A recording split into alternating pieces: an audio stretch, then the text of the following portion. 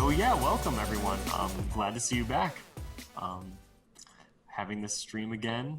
Always love to be in front of the audience and asking these questions, answering these questions, and generally having a good time. We do have a lot to cover this week, this month actually. A lot of special announcements, a lot of reveals, a couple secret projects we've been working on that we're happy to announce and get rolling on today. So I figured we kind of just dive right into it if that's okay with you guys. Sounds good to me. Yeah, sounds good. Awesome. So I think the first order of business today is jam-packed. Our Modpack making competition. If I remember correctly, we've been running this since, I want to say May. For those who don't know, every year FTB is hosting a Modpack competition designed to get people who don't usually get the exposure or experience with making Modpacks to just kind of compete for a prize, compete for some publicity, and see if they can win the competition. We had a great success with it last year, and we continued it with this year. So we are incredibly glad to have had this competition, Jam-Pack 2, and we have, according to my docket, a list of winners here. So as I unceremoniously announce it. Gotta get the hype voice going. Yeah, gotta get the hype going. I'm not on my hype today. I'm tired. Yeah. So I guess without further ado, I guess to start off the stream with a bang. Definitely start with third place. You got to hype it. Yeah. Start with third place and work your way up. Yeah, we will start with third place. That is an excellent idea. I opened too many windows now. Let me find out where that window went. It's super awesome. Working on a resolution that is 1156 by like 726, so I have to shove all this information on the screen. So that's gonna be super cool. Yes. So for our I guess I should announce third place, the prizes that they won, and then who the winner is. Does that sound good for everyone? Sounds great. Yeah. Okay. And I also will announce the pack code as assigned to their pack, so people can use the FTB launcher to play these packs immediately, or if the author has chosen to upload them to Curse Voice, they can play it on that as well. So, yeah, I see a anonymous giraffe scrolling through the document. So, that's awesome. Did any of you guys, before you did this, did anybody else manage to play any of these packs? I haven't personally. I played a haven't bunch had the of them. time. But You did, yeah. Yeah, there was a all whole the bunch of packs this year are really good. Mhm. There were Oh, some yes. excellent packs overall. I mean, we all know that Material Energy Cube won again. Yeah, they were really good packs, especially the winner, which I did play quite well. I know I'm going to be playing these packs. And yes, so I guess we will start. So for third place, for a reward of 5,000 curse points, which is equivalent to about $250 US, and also a 150 pound account credit from Creeper Host, is Refuge by D Master 8, Creative Master 8, and Rock Blaster 37. So congratulations, guys. Let me copy and paste this so I can put it straight in the stream, so you guys can get the pack code. This is going to be really fun with the delay, trying to... D-Master's actually watching the stream as well. yes, Exactly. So that's going to be super fun to... Okay, now I get a chat reaction. I can post this. That's awesome. So congratulations, team. Congratulations again to D-Master 8, Creative Master 8, and Rock Blaster 37. I think he was happy. Oh, Yeah. I think he was very happy. Nightbot will get you for all Got caps. banned from it. I think he just got a one. So, All right, So, go to second place. so we were gonna describe a little bit about the packs, but we are in a little bit of a time crunch today, so we are just kind of have to blow through these. Sorry about that. We will have a post going up later tonight with a little bit more formal celebration, formal congratulations, formal awarding of these prizes, and we'll describe those packs there as well. So, yes, let me grab another one of these copies. Oops, I broke that. I'm sorry, Giraffe. copy that. So in second place, we have Void World, or I should, oh, oops, sorry about that. Void World Man 101 in Spirit of MC. The reward is 10,000 curse reward points, which is equivalent to about 5,000 US dollars. 500. No. 500. I'm just this today. I'm sorry. Yes. Goodbye, everyone. I'm leaving. I'm done here. Second place is Void World by Storkman 101 and Spirit of MC, worth about 10,000 curse points, which is equivalent to 500 US dollars and a 350-pound Creeper Host account credit. I didn't mess that up, so I am glad. So I am going to put that right in chat because I stumbled across that so many times I bruised my foot. So congratulations, team. Congratulations to Storkman 101 and Spirit of MC for your second place prize. Awesome pack. And like I said, in chat, you can view the code, which is Storkman. And later tonight, I will be posting a topic on the forum with all the information about how to get these packs and a little bit more of this information. Chris is cutting in and out for me. Am I cutting out in and out for everyone else? Nope, no, you're fine. No, it's fine for me. So IDK. So that does leave us, as I bounce up and down on this exercise ball, is the first place prize for Jam Packed, the grand winner, if you will, for this competition. So this is a pack that I've heard nothing but good things about.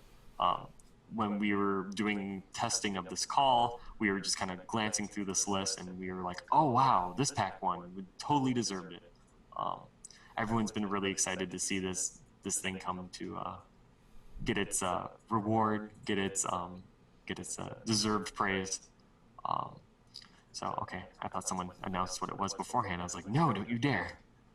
So I would like to happily announce the first place prize. I lost Nana on my screen because I am dumb. Make sure to say what the prize is.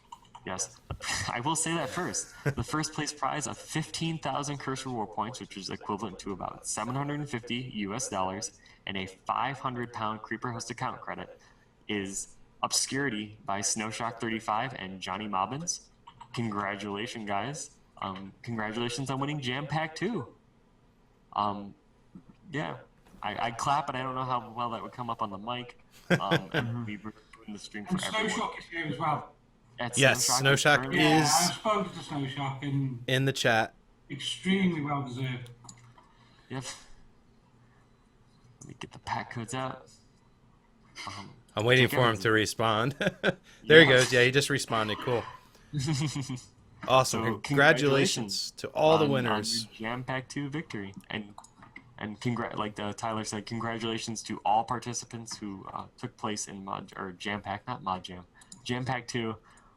We were happy to see this competition take off, and we were very happy to host it. And we want to thank all the people who helped contributed with prizes and judging, and just generally being around in the Jam Packed community. So thanks again, you guys, for being absolutely awesome, and congratulations again as well. So yeah, congratulations everyone. I think we should thank Watson as well for running it. He did a really good job of running it this time. Oh yes. That is something I do not want to skip. Huge thanks to our team member Watchful One, who basically took this entire competition and ran it himself.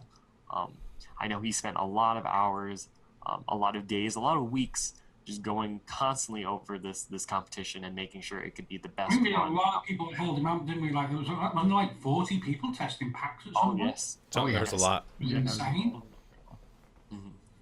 So, congratulations thank you to Watchful One and his team for putting together such a successful competition. Can't wait to run it again. Can't wait to run it again.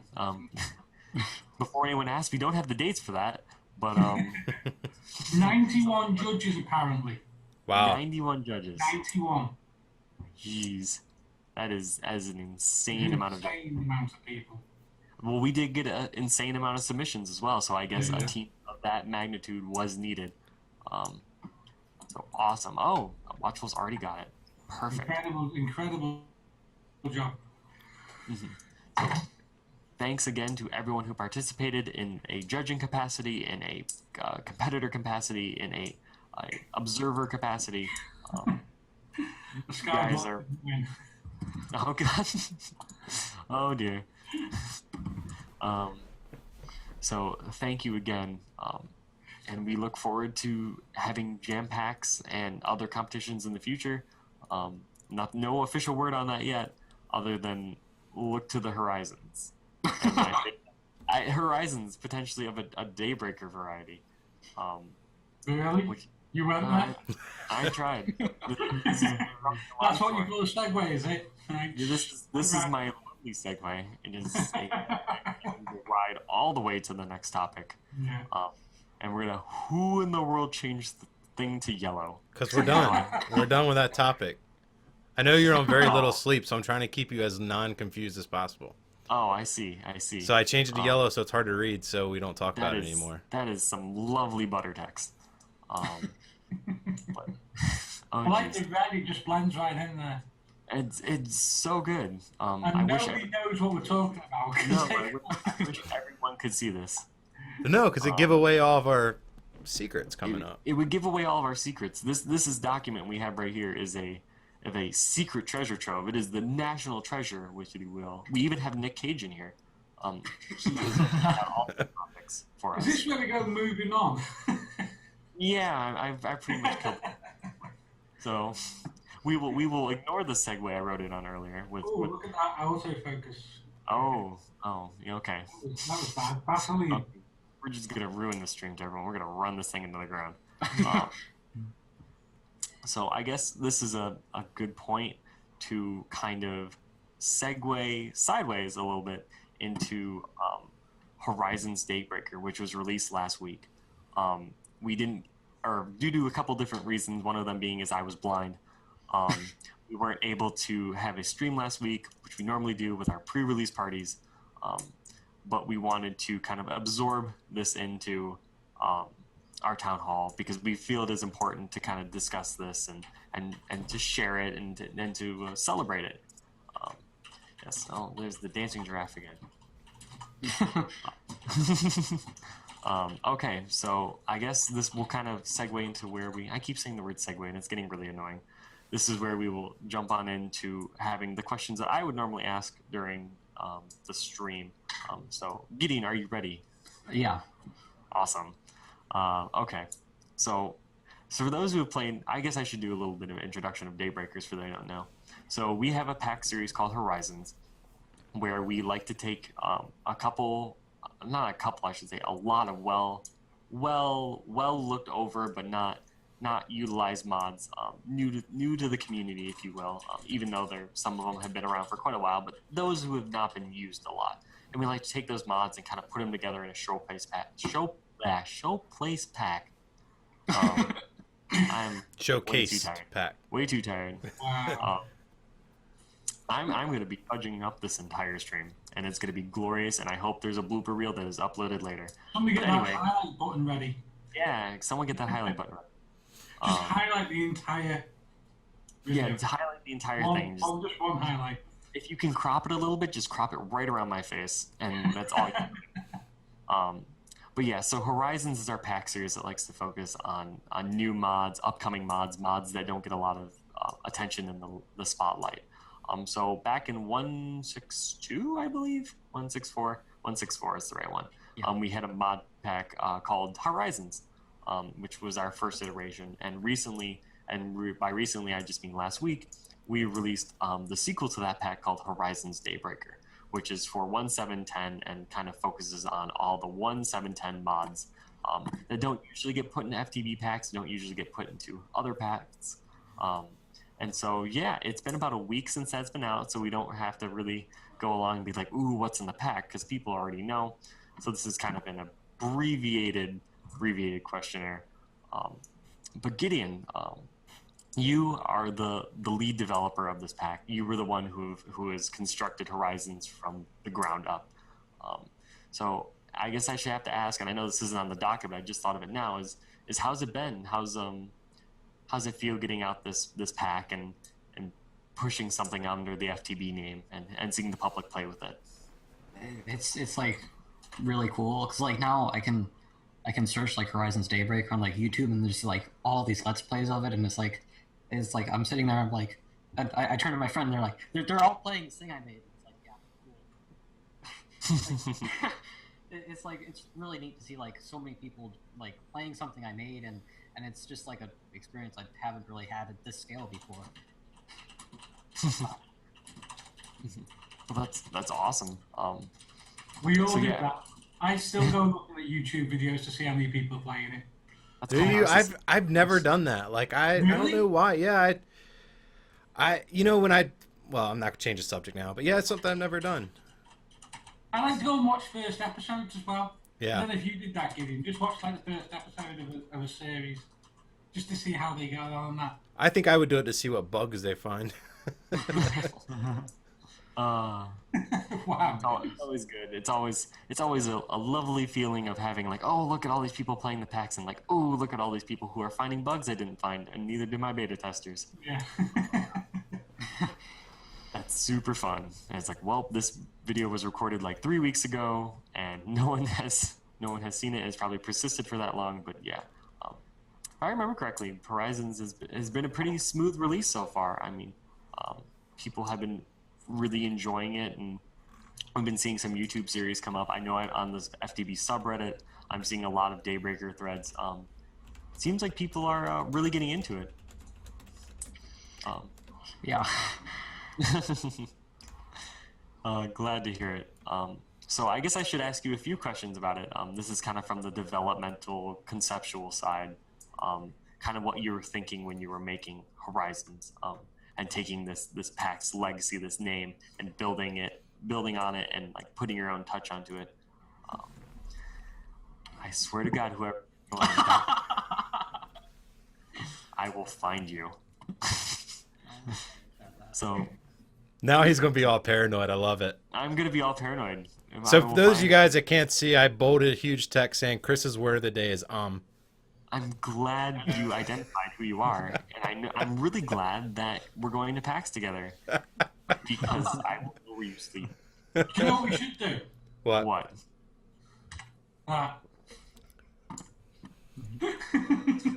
Oh, that's even worse. I didn't see what you I did, but really like it when my docket gets deleted. oh. Oh my God, why did I Okay, work with moving on. Sorry, I didn't mean to sidetrack us. you? No, I sorry. just deleted the entire document was all.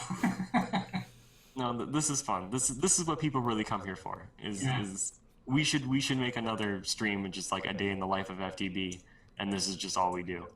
Um, Gideon, hopefully you're not falling asleep at this point. What did you set out to accomplish when you created Daybreaker? So obviously the goal was to introduce new mods to feed the beast. So uh, like like I try to find like I'd go on to the Curse Forge and see like what mods had recently released files or what mods were created recently. I found a whole bunch of neat mods like while I was like working on the mod list for Horizons. Like Quantum Flux is a really cool one that I saw and I'm like I like that. It's like it's got like wireless redstone flux transfer, which is something really only like you have with Tesseracts or like with Ender IO, and it was really neat because it's like a new mod that nobody's used, but it does the same things in my opinion, in a much neater way.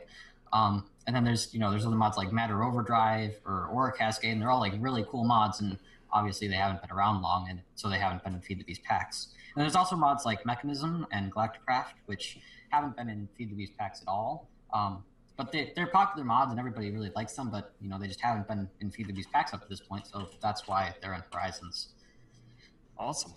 So it's really just kind of like digging through what all FTB has done before in the past, and seeing what the community has put out recently, and just kind of combining them all together in a cohesive way. That's a challenge. I know that when I look for mods, just to look at them, basically to see who should I become friends with next, it's hard to get past like some of the big names, and you start seeing the familiar ones along the lines over and over and over again. So finding those gems in the large sea of modded Minecraft, filled with familiar names is quite an accomplishment. And it's glad that we can see stuff like this be put into Horizon. So I guess this leads into the next question: is were there any memorable challenges you faced when making this pack? Um, well, obviously, since they're not used as often in packs, there were a lot of crashes at first. But the thing is like I was able to get like I could talk to the mod devs and get them fixed quickly because like they're like, oh my goodness, I'm getting put in a feed the beast pack, so it was nice. And then there were other things like really big bugs that I didn't like. For instance, one that I only saw happen after release, which is brilliant. Was there would be the thing where like the Galacticraft oil would suddenly start like shooting out of the ground in item form, um, which it didn't make any sense. And suddenly there were just like thousands of item entities on the ground, and it was terrible. And turns out there was like a black hole from like another mod that was like breaking the oil blocks and sending them flying and causing a lot of lag. I didn't know what was happening or how it was happening or how I could fix it, but like people who were in like the bug report section, they helped me out and they figured out the problem, so and we got it fixed. And I don't know, it's challenges like that that like you don't usually have to face black holes spewing out oil. Yeah, I was gonna say that's not usually something you would ever see in like a change log. You'd be like, we stopped the black holes from seeping under the world and blowing up all the oil from Galacticraft and then sending them up in item form. That's a very, very kind of interesting situation you would get out of that. But yay for testing and yay for bug support help, and I could certainly see that as being a challenge. I think probably of the questions I've asked both Watchful for Departed and Tyler for Trident, I think probably that one takes the cake so far of a challenge. But was there speaking of memorable moments, were there any memorable things or events that changed from the beta versions or the in-dev versions of Horizon's Daybreaker to release? Because if I remember correctly, and this is something the public might not know, is that Horizons 2 has been kind of been fiddled around with for a while. It probably had a little bit of a long development cycle. What in the world are you doing, Tyler? I'm not gonna lie, me and Kevin are text messaging back and forth right now, and he's killing me. Sorry. Good job.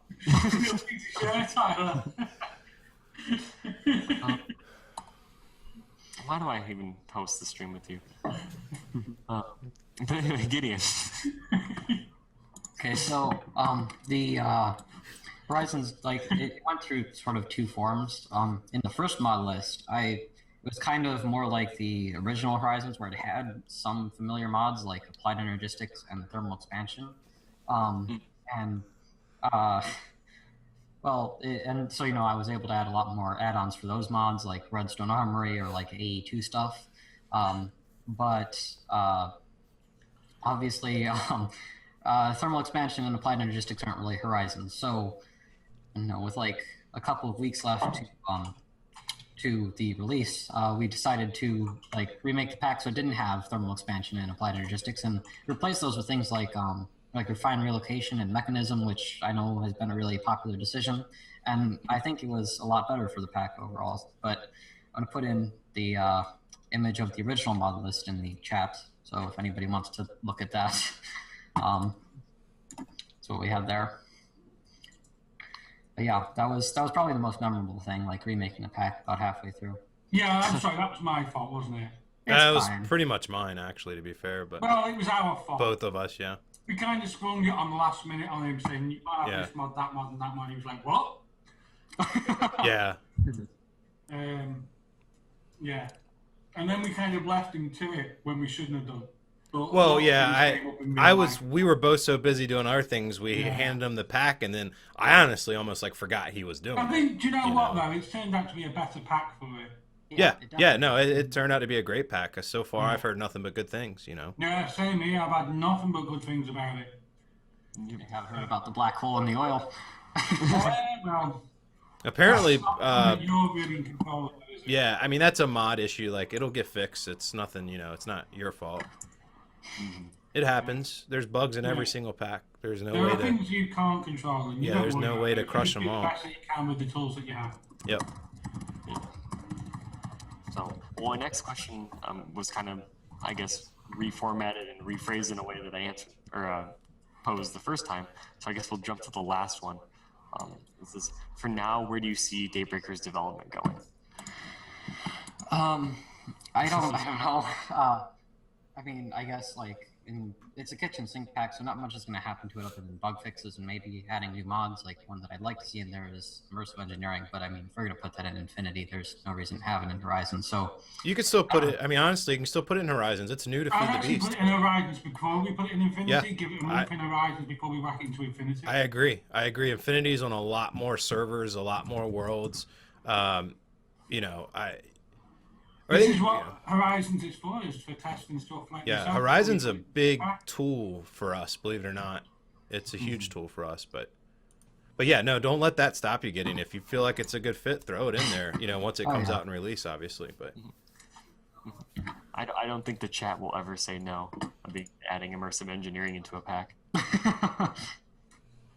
yes, That is the mod of the last 2 months, I feel. But yeah, I guess that kind of wraps up our cut bit from the Horizon stream.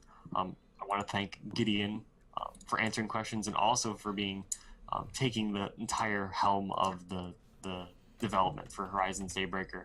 And we've seen his work pay off in spades. Horizon's Daybreaker has been a very big success for FTB, and we're glad to have it as part of the FTB family. And it's a very good, faithful continuation of the original Horizons pack. So thank you, Gideon. Thank you very much. yes, thank you. And thank you to all the beta testers, mod developers, and anyone who really has contributed to this pack and all FTB packs.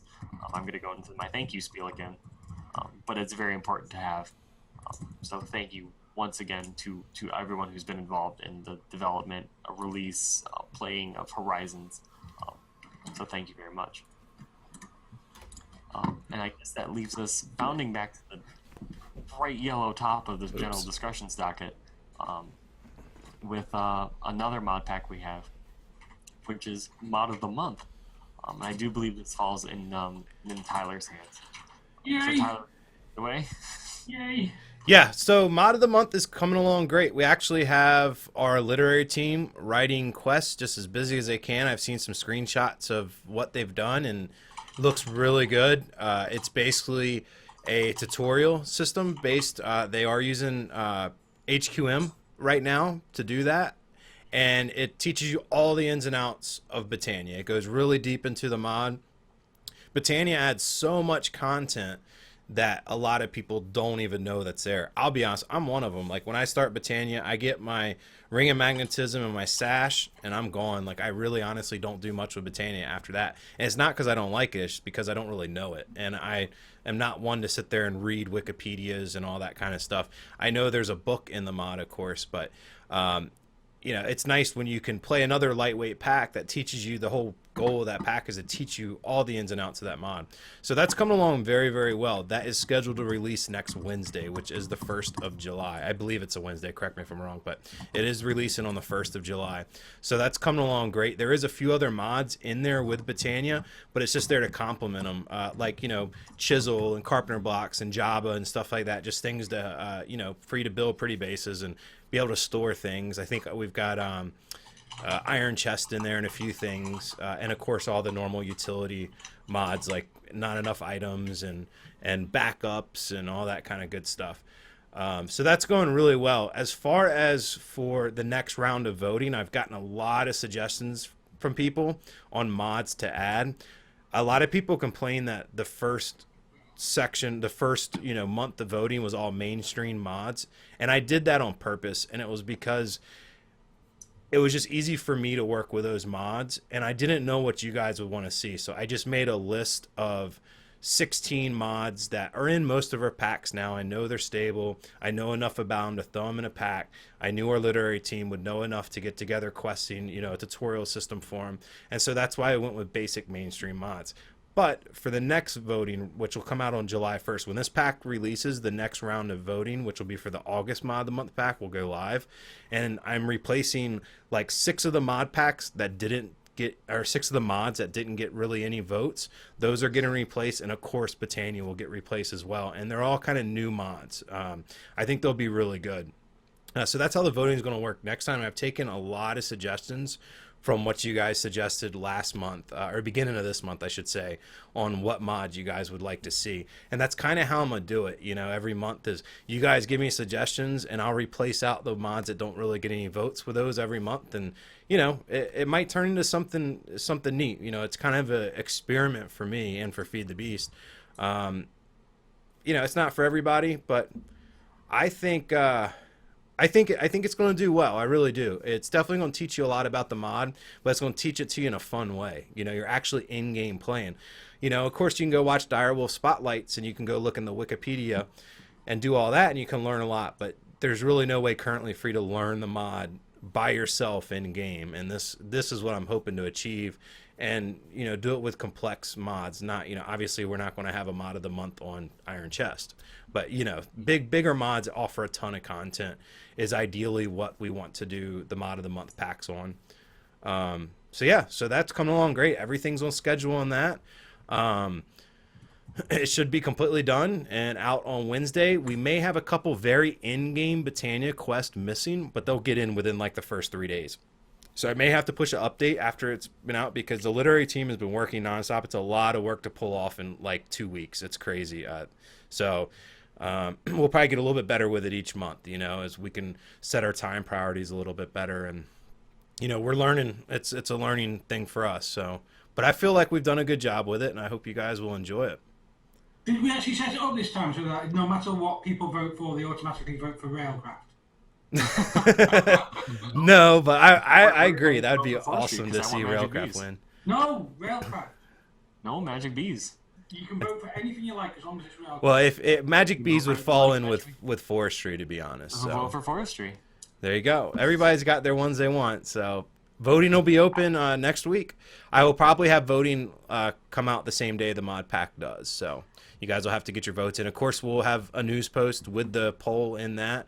And Chris, I'm sure, will tweet out when we get it out. And you guys will be able to go vote on the new what you want to see for August. Yeah. If there's one thing I'm good at, using Twitter, so we're good here. So. I really want to see Railcraft. Yeah, me too. Me too. That's my vote next month. I'm not gonna lie. I voted for Buildcraft this month. Yeah. And I was glad to see Britannia win because Britannia is a very heavily used mod. That's why a lot of people didn't like to see it win. But the thing with Britannia is nobody I shouldn't say nobody, but a lot of the players don't realize how much there is in Britannia. It's insane how much content is in that mod. There is so much stuff. I didn't even know there was like sorting, like a way to sort items with Britannia. I had no idea there is in there, you know. There's so much stuff. You can teleport items. You can do all types of crazy stuff in Britannia, and I had no idea. So I'm looking forward, because I haven't really seen many of the quests, so I'm actually looking forward to getting it installed on my system with all the quests and playing around. And the literary team did a really good job. They actually like added rewards in. There's not much of a storyline because it's, you know, it's small, but there is a little bit of lore. There's some rewards and you get stuff. So it's kind of neat. I think they did a really good job, and I think every month it's only going to get better, you know. So yeah, that's about all I have on that. Awesome. So I will have everyone mark their calendars on the 1st of July for our lovely little pack release. I'm looking forward to it. I've actually never learned Britannia, so that's going to be super fun. Don't you dare highlight that yellow. I'm not touching it. Oh, God. It's super disgusting. Because when I write the news post later, I'm going to be looking through this document. It's like, wow, I can't see anything on here. Yeah, is it better? Yeah. Oh, that's super charming. It's still there. It's just... it is. It's just, okay. So I guess I will jump right into content creators, which is a topic that we talked about last month. For those who don't know, I'll do a quick little run through. I've discussed it 3 times, so I don't really want to bore you guys with the 4th iteration. We're designing a system in which we can promote people who make content with FTB mod packs, be it videos, be it posts on forums, be it posts on Reddit, be it posts on Twitter, be it anything, be it streaming. We're looking at getting a way to basically help those streamers out and basically get their content recognized, because we know that FTB pretty much runs entirely on the support of players. because without players, we are not anything other than a lovely little logo with a very slightly miscued T in the middle. That's always fun to put on t-shirts. So we are going to be looking at releasing that within the next few weeks. No specific day has been moved. So we do know it will be launching in July. So look forward to that. It was delayed a little bit because I went blind. But now that that's fixed, we will be looking at speeding that up and getting that out post haste. So yeah, that kind of covers my end of content creators and kind of blew through that one. But yeah, we talked about it. We talked about it a lot actually last town hall. So, right. And we've gotten a few news posts if people want more information on that. Yep, that's correct. It's it's available on our YouTube. Let's see. In fact, yep, it's on our YouTube, which I will get a link in 2 seconds once I run Nightbot. But anyway, I can segue into the next topic, which is little updates on Curse. Do we have any takers for that?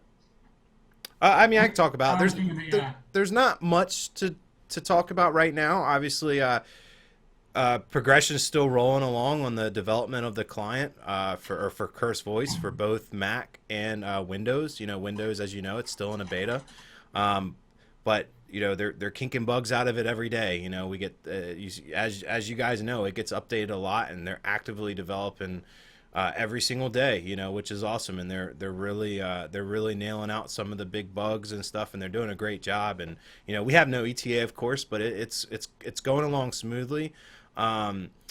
Mac for Curse Voice, of course, is out, but the Minecraft plugin is not ready yet. They're actively working on that as well every day. They are starting to get a little bit closer than what they were a month ago when we discussed it.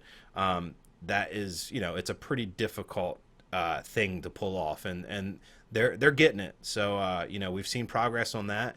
Another awesome thing is last town hall, if you guys watched or anybody caught it on our YouTube, I showed off the iOS app on my iPhone. That is now public along with the Android version. They're in beta. Are they public now? Yes, they are public. They're fully public. I'm using that daily. Yeah, me too. I use it all the time. Yeah. So you can just go in, I'm not sure on an Android because I don't have one, but on the Apple, on an iPhone, you can just go into the Apple store and just search Curse. It'll come right up and say Curse Voice, and you can download that. And of course, they're free. Now, a lot of people are like, you can't play Minecraft on it, obviously. A lot of people were thinking for some reason it was going to hook into Pocket Minecraft with mod packs, and that's not ever going to happen, obviously, at least not right now. But it's for the whole Curse voice side of things. Yeah, it's for the whole Curse voice side of things. You can actually make calls on it, which is kind of like a VoIP call. It uses data or your Wi-Fi. It doesn't actually use your cellular minutes. You can do your group chatting. Everything pretty much you can do on the voice side of things in Curse Voice, you'll be able to do on mobile. As of right now, there's no plans to support Windows phones, but that may change down the road. But for right now, it is for Android and iOS. It's completely free. I suggest going and checking it out. And as always, if you find any bugs or you have some feedback suggestions, there's a button at the top where you can submit feedback. Yep. Definitely, right in your profile. Every one of us is actually using it, not because we have to, just it's a good program. It's very convenient, it's very convenient. It's one less thing, honestly, the way I feel, it's like one less thing I have to keep open on my computer. When I'm doing other things, I can exit Curse, but still use it because my phone's sitting on my desk, and I get the most use out of it. And also when you're everything now, it's on all my tablets and all my phones. Yeah, and when you're on the go, it's nice. And yeah, for iOS, it'll work on iPads as well. All the iPad versions, and it is optimized for iPhone 6 and 6 Plus as well as the older phones. So if you have a 6 Plus with one of the big screens, it looks beautiful on it. And the progress on it's incredible. I mean, I think I've had 6 updates in. We're on the non-public build, so we get a lot more updates than they do. Well, must be getting updated reasonably quickly as well. Yeah, but ours gets updated 4 times a day. They are actively developing it a lot. Yes. Yep. There's a lot going on. So be sure and go check that out if you guys have an Android or a iPhone. And of course, if you have a Mac computer, you can go in and get Curse Voice as well. It is I believe it's still in an alpha, and it's just the Curse Voice. There's no Minecraft plugin, like I said, right now. I don't know if you want to show it off. There's a link in the list team. Link where? Literary Team Slack. Oh, he doesn't have Slack open. Oh, Yeah, I don't have any of that stuff open. It's just, is there any reason to hide the quests from the mod pack? The Britannia mod pack? Well, if you screenshot it and like put a link, well, no, because it's all rough right now. It's not finalized, so. Okay, you don't want to show it off yet. Yeah, you guys will see it all on Wednesday. yeah. It looks really pretty though. I will say Yeah, that. Looks good. There's a lot. There's actually a lot of quests, which A is lot. good. Yeah. Yeah. That's a lot. Well, now here's a second teaser that we added. So there's that. Maybe it could be doing with being broken up with a bit, but there's a lot of quests there. I mean, I'm looking at it, I can see 40 or 50 quests just on the first 2 pages. That's a lot. Yeah. Yes, that pretty much wraps up what's going on with Curse right now. You know, like I said, we're actively developing the client every single day. You know, it's amazing the man hours, and they've got a lot of people in their development team. They just recently expanded it as well. So they are working hard every day to get full Mac support and to get, you know, the Curse voice for Windows out of beta, and, you know, get it ready for us basically, so we can start our process of moving over to Curse. Yeah, so it's great. It's great. I'm glad to see, you know, the progression. It's nice, you know, we get updates pretty much every week from them on what's happening, what they're working on, what bugs they have and stuff. And I can promise you it's definitely being heavily developed. Awesome. Because it is quickly become something that we all use, not just for FTB stuff, but just in stuff in general. Yes. I've started to use it now for doing calls between friends. Yep. Because I'm always in a Wi-Fi rich environment. Yeah, and I can say, like, awesome. on the back end of it for us, as I'm the one that mainly uploads all the mod packs. The way we used to do it is we had a script that was written to be less work for us. Basically, it would pull from our repository where we upload our mod packs for the FTB launcher, and it would convert them in a Curse format and put them on the client. And it did it where we didn't have to touch it. Well, just this past week, they had it where I can actually export and physically upload the FTB packs now myself right into Curse Forge, into the project page. Our project page isn't live yet, but it will be, you know, we don't know when, but it will be. That's something we'll be covering actually in the next section. But yeah, it's great, and it's worked great. The interface is amazing to use. People that have put mod packs on Curse have seen it. The interface is nice. It's real simple to do. It's, you know, it's awesome. It's I'm really like secretly excited to be able to retire our launcher and move to that system, because with our launcher now we're dealing with, you know, SSH and into servers and uploading files, and things go wrong because there's a lot to do. You're working with huge XML files, and one wrong character can make the whole entire launcher break. I get nervous every time I push a pack. You know, I back that. It's crazy, isn't it? It is. One wrong character can make the launcher break for everybody in the world. You know, it's amazing. And I think about that every time I upload. The advantage of working with Curse Voice is I don't have that worry. You know, I upload a file. If the file or something gets corrupt, it'll get rejected. I can simply just re-upload it, and it'll never even hit everybody else's system. I don't think we've got a single person, have we, Nana, that hasn't broken the XML at least once. I haven't broke it. I have not broken it. I just want to point that out. Or maybe I have. We've got one person that has access that hasn't broken the XML at least once. I have derped like and had extra spaces and stuff where like it looks stupid, but it never broke. Like I never broke anything. It still launched the pack, but the description a lot worse than it is now. To be fair, we've fixed a lot of the problems. Believe it or not, that's good compared to what it used to be. Yeah, no, it's fine. I have no problem with it, but I'm just saying, like, to everybody, I can't wait till we fully get over on the new system, because it's modern. You know, a development on our launcher is halted because of, you know, we're working with Curse now, and our launcher is getting out of date. You know, it really is, and it's, you know, and we know that with performance. You know, you get a lot better performance when you use Curse Voice because you're using the vanilla launcher versus our launcher, which hasn't had any performance enhancements in 2 years probably. A year and a half, 2 years, and it's honestly probably not even really optimized for Java 8. You know, and there's no point for us to invest any type of time or resources into it, because hopefully, you know, within the next 8 months or something, we'll be starting to retire it. So yeah, it's really exciting for us to see the Curse Voice coming along so well, and we actually all like it. You know, I was really mixed emotions in the very beginning when I first saw it, and but once I started using it and working with it, and especially once I got into the back end of it and started uploading packs and changing descriptions and setting titles and adding images, and I was like, this is really really nice, and it makes me hate having to do it the old way now. So I'm really excited for it. So it just means it's, you know, it's good for you guys and it's good for us. You know, it'd be minimal mistakes when we push packs and stuff, like the risk we run now. So knock on wood that doesn't happen. But yeah, so but yeah, that pretty much covers up Curse, Chris. Awesome.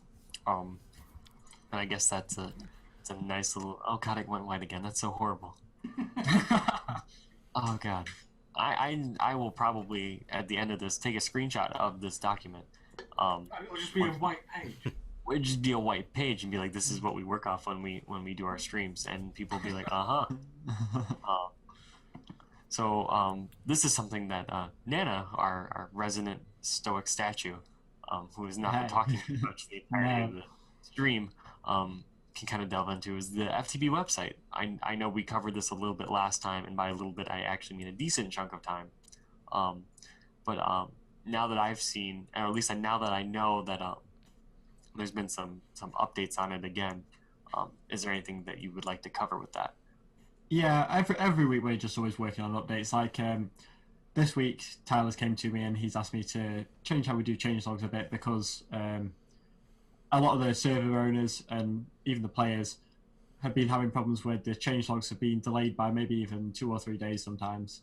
And that's just because of the system we have right now. We send them off to the person who looks after our changelogs, which is Vikestep, who does a great job. But unfortunately, due to things going on in his life and time zone differences, because he's in Australia, it can take a long time for those changelogs to get created and then put onto our website we were using before, which was Confluence. What we've done now is get that properly set up on the website so that Tyler can immediately push a basic changelog. It'll just contain things like all the changes to the mods, any config changes that have been done in that version, things like that. But what it won't have is all the detailed changelogs for all the changes that have happened in the mod for that version.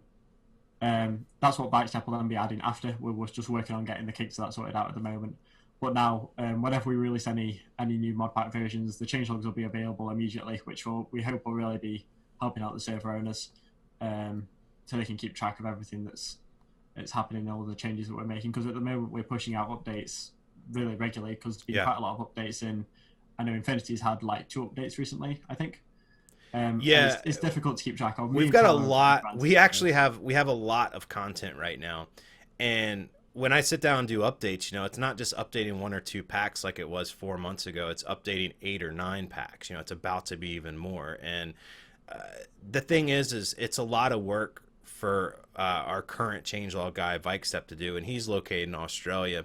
There's a big gap of time. He's always like a day ahead. It's midnight on him when I'm working, and it's hard for me to get stuff. And our mod packs go out of date so fast with as fast as mod developers are updating their mods right now, which I'm not complaining. It's amazing, but I don't want to get the pack all updated and tested and just have it sit while changelogs are prepared for 3 or 4 days. Sometimes it takes a while. He's a student, and he, you know, this isn't his job. He helps us out, so he can't make this his priority. So what we've done is, like he said, we've made it to where we can push a basic changelog out with the update of every pack we do.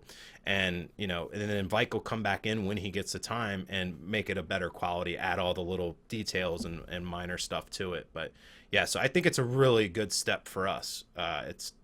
It's definitely, we started this system this past week, and I've gotten a lot of thanks from server owners on Twitter, and I've gotten a lot of messages about it. And so far it's, you know, it's been really good. It seems the feedback's been positive from the community. So yeah. It's definitely something that I've definitely seen a lot of requests from server owners. So I'm glad that we've been able to come up with something to deal with that. Yeah, and I mean, a lot of people are skeptical on updating until they know what changed. You know, if it's, you know, it just, you know, everybody's got their own differences, but I feel like this is really good. You know, it's keeping everything a little more organized, and it's better, you know, for them to be able to see exactly what the update contains when they get the update. You know, they don't have to wait 4 or 5 days Now, of course, just remember these are all betas, so I don't recommend updating your server right away and stuff because there still could be some bugs that we have to put some hot fixes out for. But yeah, it's really nice. It's a good system. We've still got to tweak it. We're still working on it. It's like literally 3 days ago we started using it. Yeah. And so it might not be the prettiest at the moment, and we're working on it actively to get it as best as possible. Yeah, And definitely. one nice thing too is it's text based, so I can copy and paste the change logs from our website directly into Curse Voice. And when you guys update the pack on Curse Voice, the change log will pop up in your face now, which is amazing. So that's another big thing. It's doing it for both of our products right now, which is awesome. Both the products we use, I should say. So Awesome. And I guess this is kind of something that we will talk about in the future a little bit more, but something at least we can tease a little bit now. We can't show off anything officially with the website, but I do know from what I've seen there's a section for maps. And last month we talked about maps becoming more of a thing for FTB, or something we're returning to actually. So I guess I just wanted, it's not so much as something we really need to talk about, but something I really wanted to share is that the fact that it's showing up on our website might be indicative of the fact that we are really looking forward to doing a little bit of map development again. We've definitely started looking at maps a lot more this week. Me and Tyler have both been looking at it, and we've got some really interesting people that we're going to be working with on that project. This is the project we're working on right now is for the PAX events. yes, It's for PAX Prime, I believe, right? yes, which is at the end of August. We're super excited with that. We've got some good builders because we know that maybe we haven't had the prettiest maps in the past. So that's something we're going to be working on. And like Chris says, we're going to be bringing it more to the forefront on our website. It's not really been big on our website before. We're going to be bringing it more to the front so it's easier to find things, easier to find out information, things like that. Yep. Also, I'd like to announce that I've been crowned the Queen of Bees on the chat. So I want to bring that up because I feel that's important.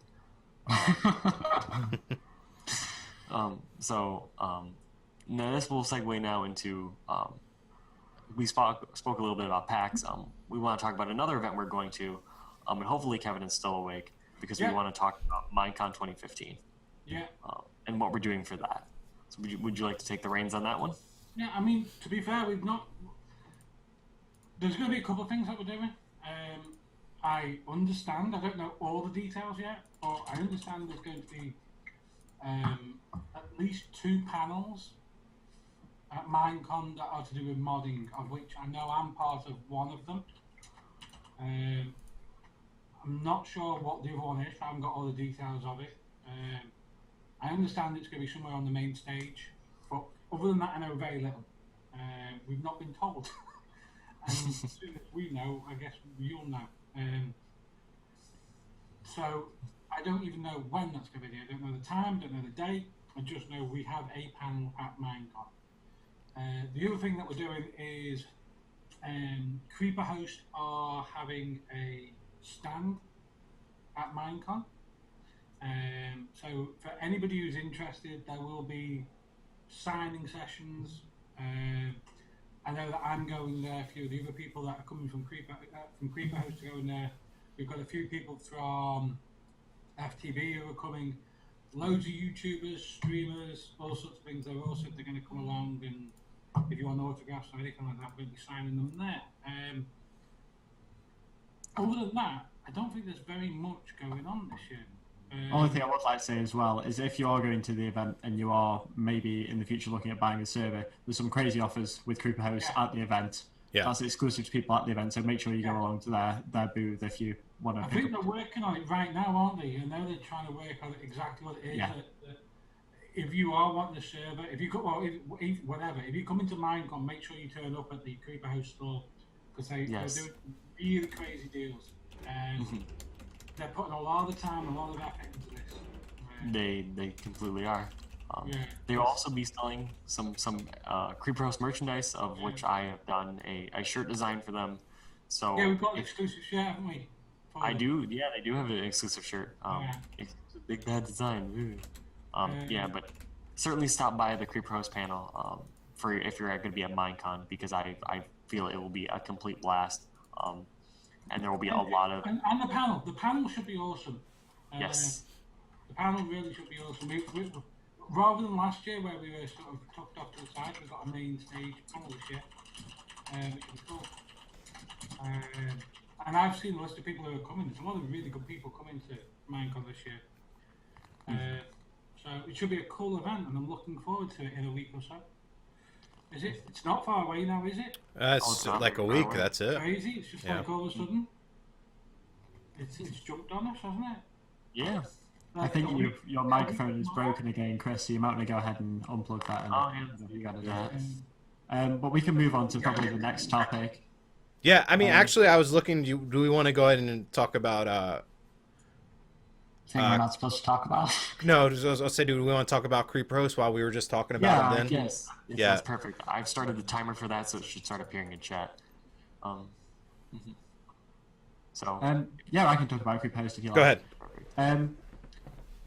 All over, we always have seasonal sales at Creeper Host, but especially for today, we've got an offer exclusive from Creeper Host, which is something that they really don't do very often, which is a 10% off for the life of a server you purchase from them. So if you purchase a server between the 26th and the 3rd of, well, this month and next month, then using our code, which somebody will put in the chat for me now, hopefully. Yep. The permanent discount. Yeah. Wow. You'll get 10% off for the lifetime of that server, the lifetime of how long you have that server. I believe if you also upgrade your server, that discount stays applied, which is really good. Yeah, it's a really good offer. Yeah, Paul's really been pushing. He said, make sure we've got something special for today. So yeah. We've also got the Creeper House Summer Sale. If you don't manage to get that offer, that's exclusive to new customers. I don't know the specifics of that, but it's offers for 1, 3, and 6 months.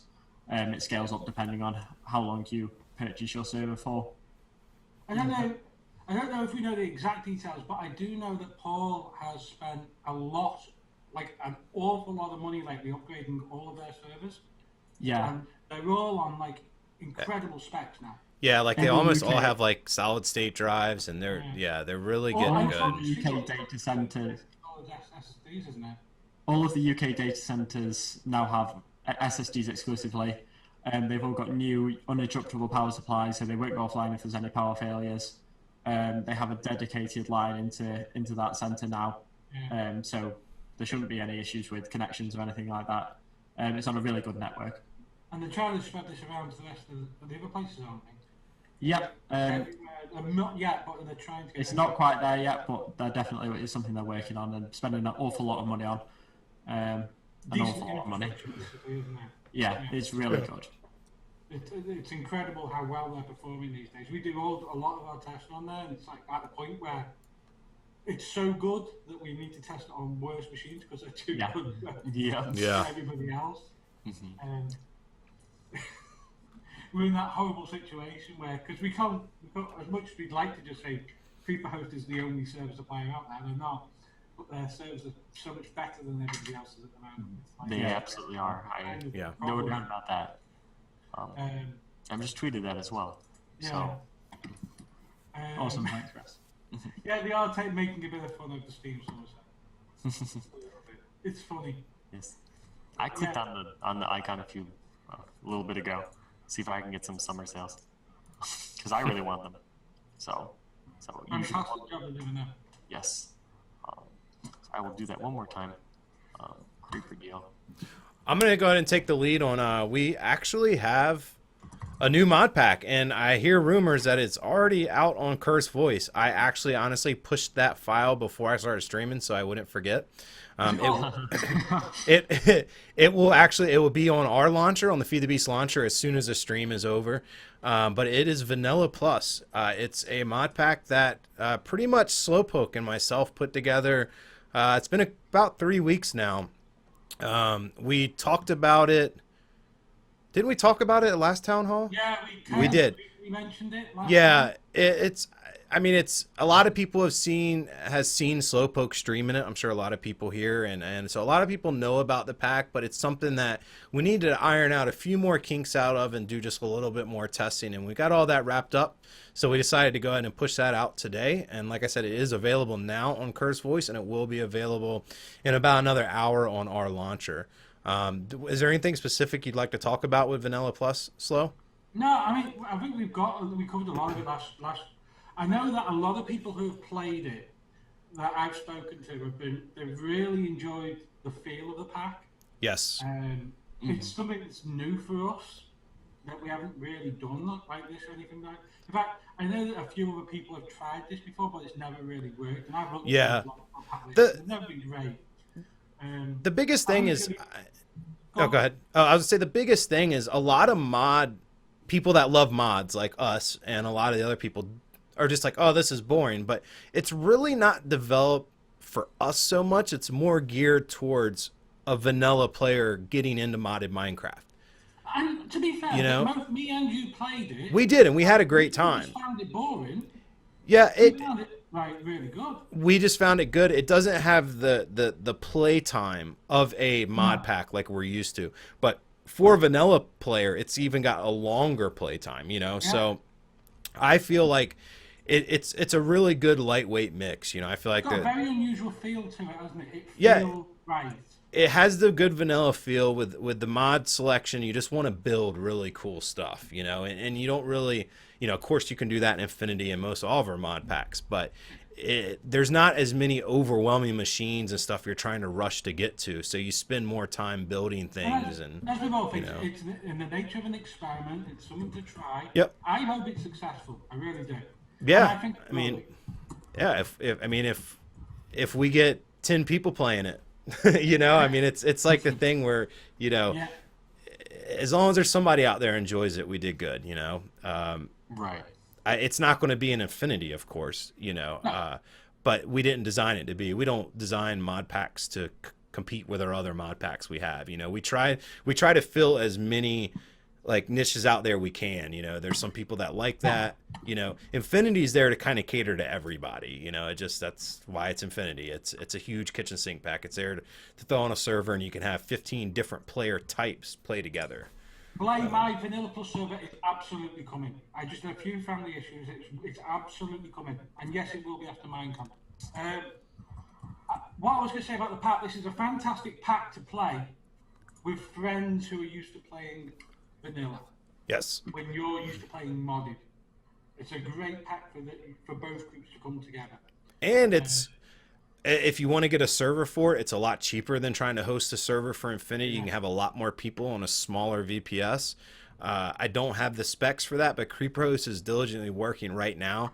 And that's another thing we could kind of say in the website. We're going to be working with CreeperHost to start having like a server specification for each pack and a recommendation We want based recommended specs, don't we, for servers? right, yeah, based on, and they'll be provided all by CreeperHost, and there'll be a disclaimer, of course, like this isn't with heavy chunk loading, and you know, because you can do some really crazy stuff to kill servers, but on a normal load server, say you want to get an Infinity server for 4 to 6 players, you'll be able to look on our website, and CreeperHost will be able to supply you a recommendation of you should get this package, and we'll provide a link directly to the package with CreeperHost. Of course, you're not forced to go with CreeperHost, but it will give you a good recommendation of how much RAM you need, how many cores of CPU, so forth, so on.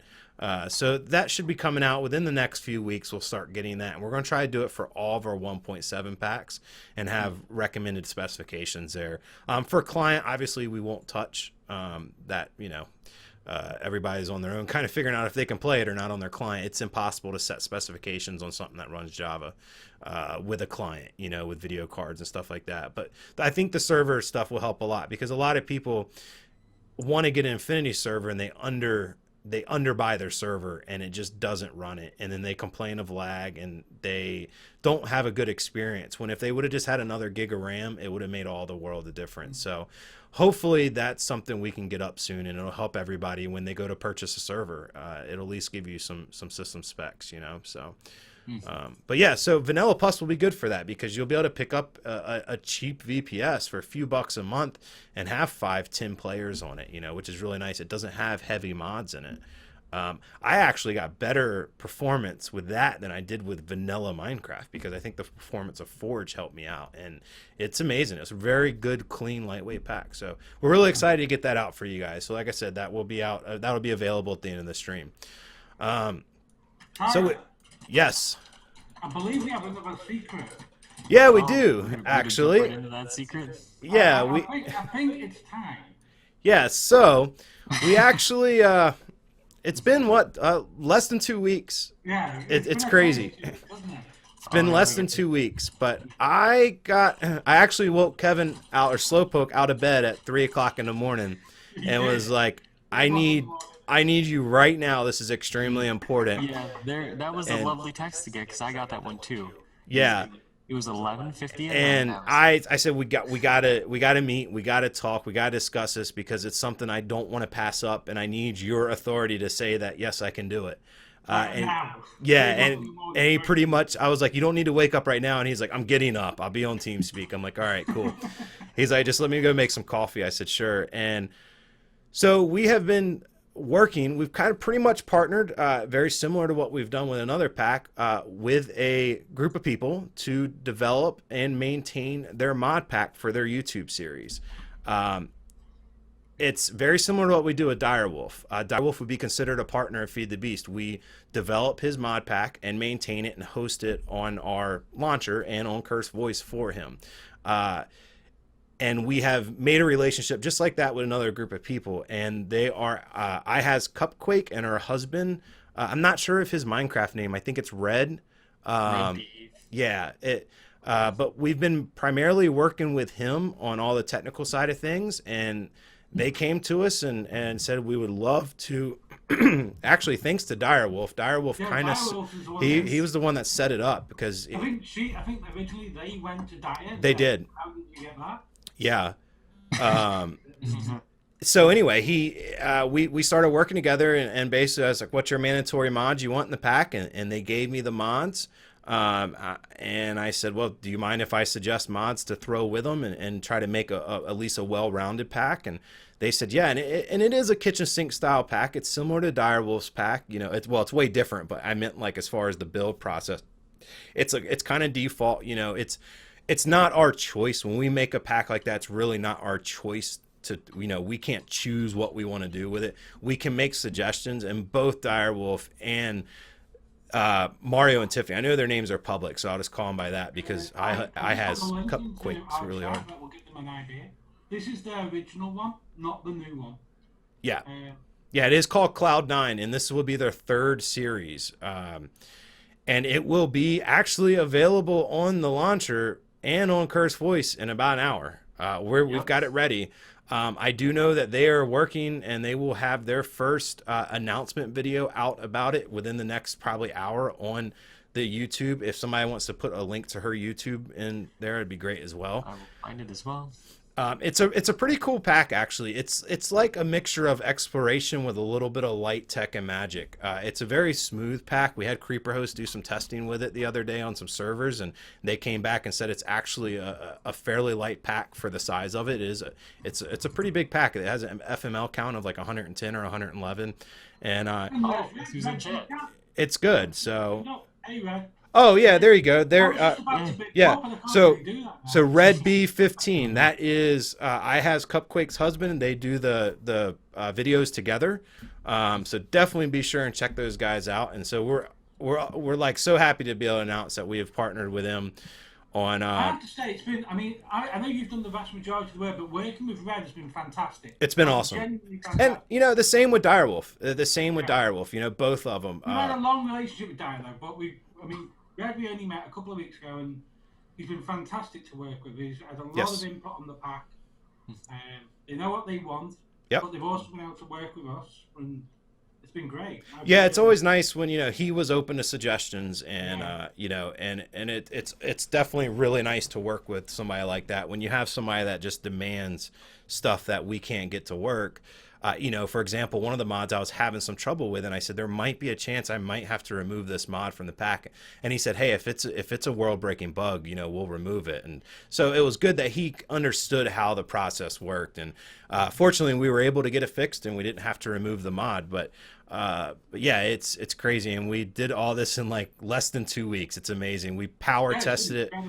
Yeah, we power tested it all last weekend. I put in some 16, 18-hour days last week building it. It was crazy. Tyler's been super stressed. Like Tyler doesn't normally do stress, but this past 2 weeks he's been super stressed. Yeah, like as soon as the stream is over, I'm gone. I won't see anybody here until Monday morning, and I will probably be at a bar in about 3 hours. He was like, I'm out for drinks tonight as soon as this is done. But no, he's not. No, I'm not actually. I thought about it, but I can't. I got to stay and monitor the servers. All you guys are gonna be getting these packs, and you're probably going to crash our servers. So, no, it won't be that bad. But thankfully with Curse, we've got some strong equipment, so it can handle a lot of stuff. But yeah, so that will be on Curse Voice and on the FTB launcher. Like 30 minutes to an hour. And also, I believe the first episode is going up on the channel shortly. Is it, Red?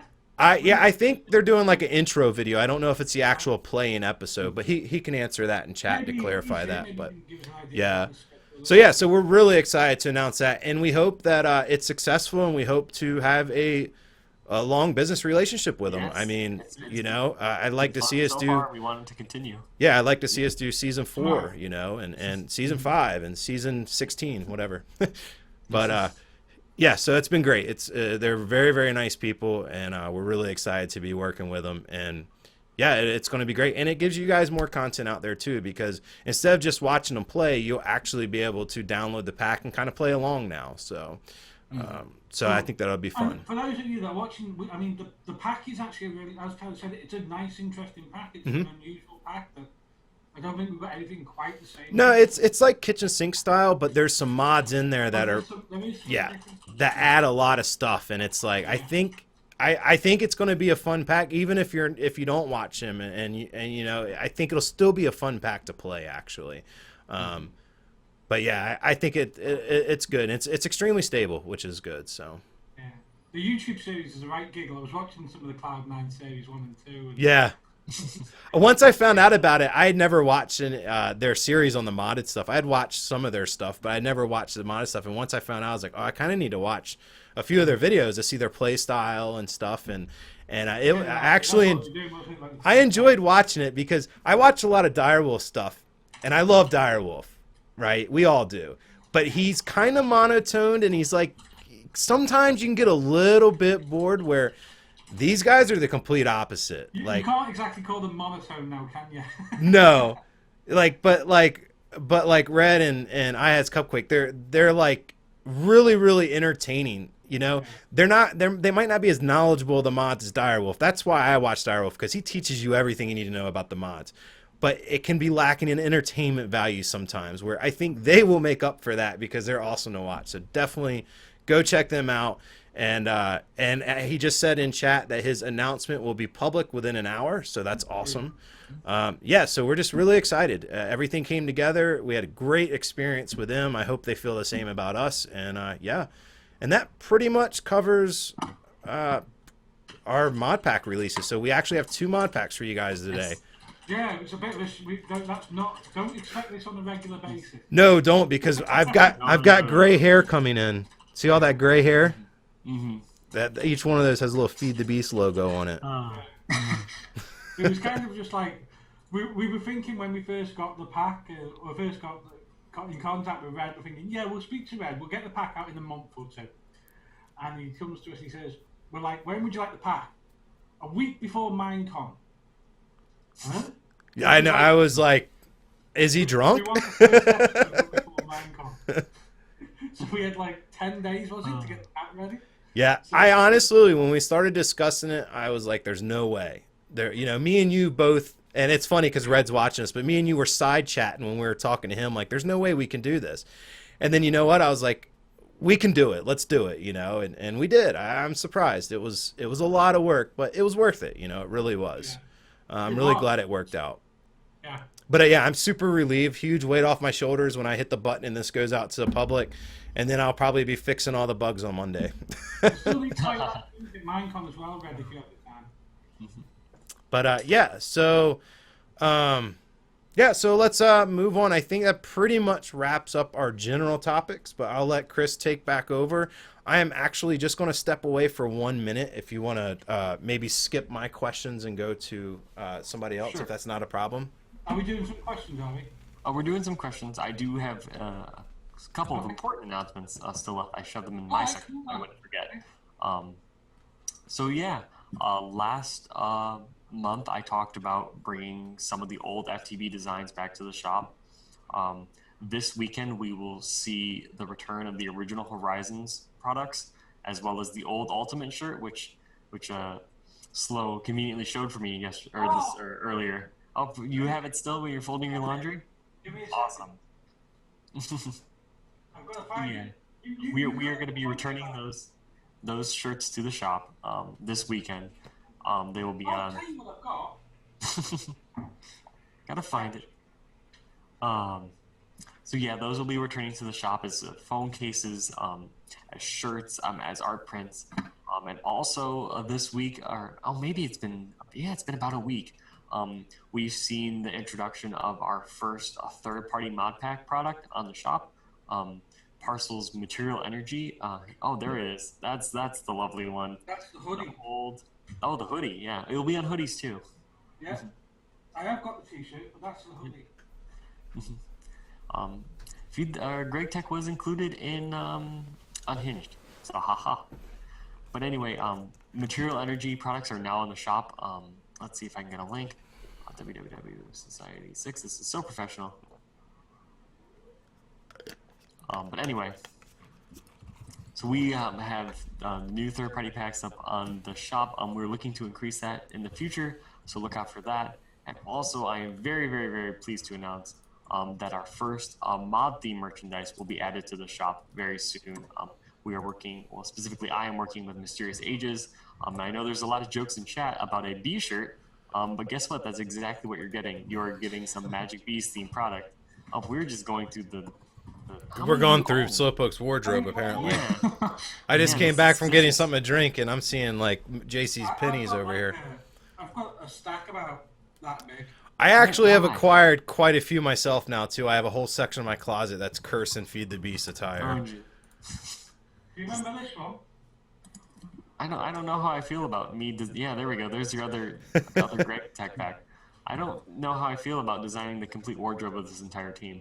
You actually, you have designed mine. Yes, Nana, to that question. You can. I can. Yes, go ahead. That's fine. Okay. So yeah, so that's what I wanted to announce. Some old designs coming back. Material Energy stuff is currently now in the shop, looking for more partnerships with third-party packs. And our first mod on the FTB shop for products will be Magic Bees from Mysterious Ages. So really excited for that. Yeah, I will most likely be wearing a bee shirt to PAX Prime. We hope to get that all out by then. So yeah, that also covers my questions, I realized, because that was in my section as well. Cool. So yeah, I believe now we can kind of segue onto questions. Oh my God, it's slow. Do you remember that? I feel like I'm seeing the same shirt over and over. I've got like 5 or 6 different versions of that one. Every time I go away, we get new shirts, don't we? Yeah. And I've been to a lot of conventions now. Well, now we've actually gotten smart in our design for our new FTB shirt that has Curse on it and Creep Road stuff.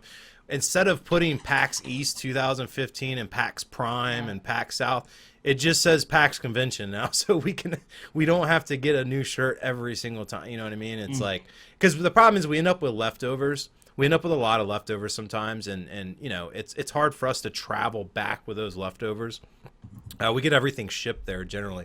So the nice thing is now we can, it's easier. We can ship the leftovers back and use them again at the next convention, and it just makes a little more sense than having it say PAX East when it can just say PAX, But yeah, so all right.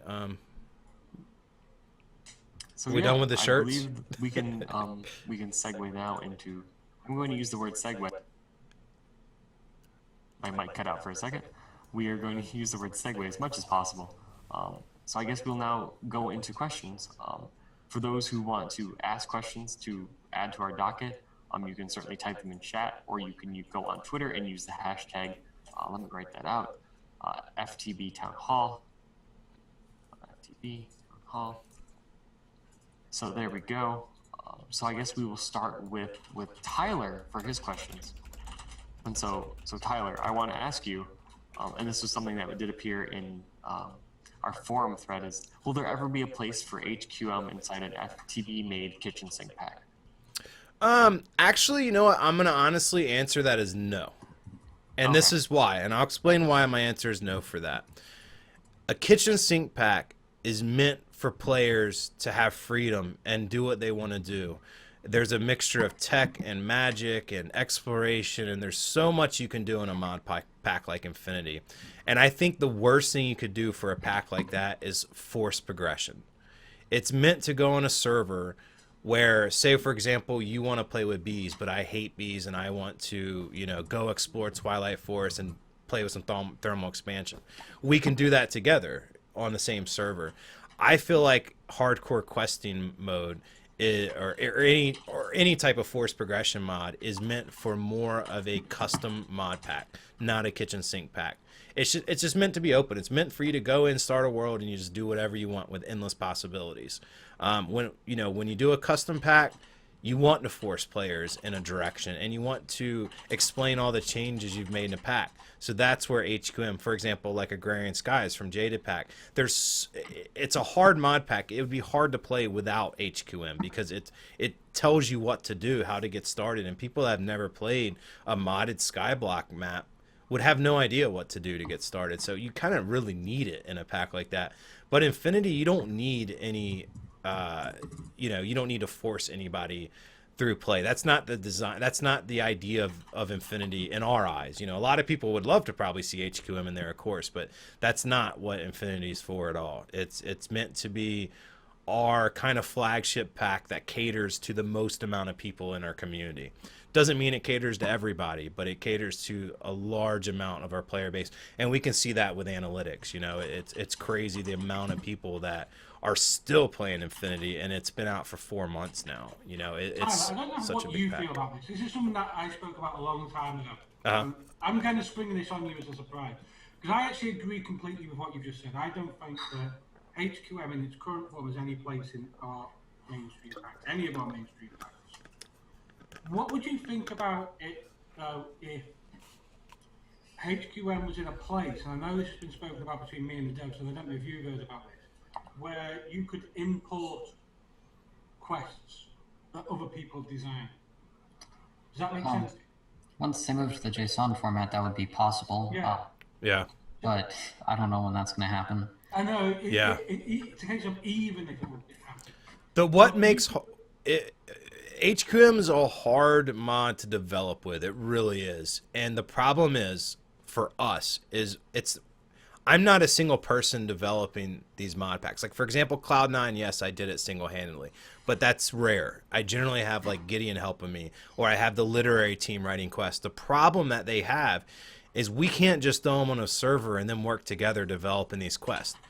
You have to do it in single player, and you cannot merge your quest books or anything. No, that's what I'm saying. You can't at the moment, but if we got to a point in the future where you could... It would make it a lot easier for us to work if you with. also got to a point in the future where you could merge quest books or Yeah, allow yeah. different quest books... It would probably it would allow us to work with it a lot easier, that's for sure. And I would look. My point is, yeah. don't ever say never, but... Well, I still don't see it. Even in that case, I still don't ever see it being in a pack like Infinity. I could definitely see it in Trident. I could see it in Departed. I could even see it maybe in Horizons because it's new mods that people don't really know. We'd ever physically quest ourselves. No, I'm not a creative lore person. I don't, that's what we have a literary team for. That's what we have other people for. Like, like I said, I just don't see it a fit in a kitchen sink pack. No, That's, it doesn't work, does it? No, a kitchen sink pack, you're meant to just jump in there and do what you want to do. HQM's for maps or for something that has a potential end.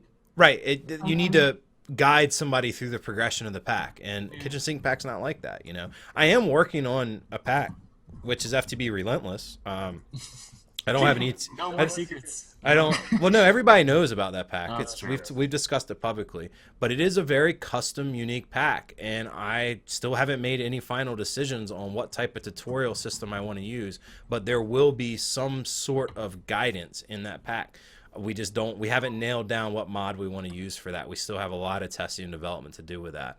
But that would be an example of a pack that really needs it because things aren't done normal. You're not going to like farm like you're used to. So, you just wouldn't know what to do if you jumped in the pack.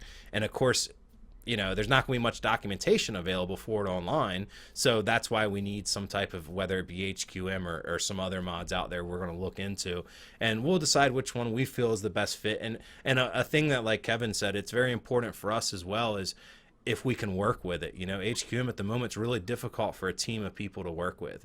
If you're solo, if you're solo doing it yourself, it's fine. But when you're working with 3 or 4 other people, it's really difficult because you overwrite each other's changes when you download the config every time. So it's really difficult. But I know they're trying to get that worked in, and hopefully so, because it's a great mod. It really is. It's just difficult for us to use, to develop with, I should say. I mean, we've also got to think about the fact that when you're playing a kitchen sink pack, you're not trying to restrict yourself to 1 mod or 2 mods. You're trying to you want to do everything, That into a questing system would be just I wouldn't even want to think about. It'd be too much. I wouldn't enjoy it as a player. I mean. Yeah.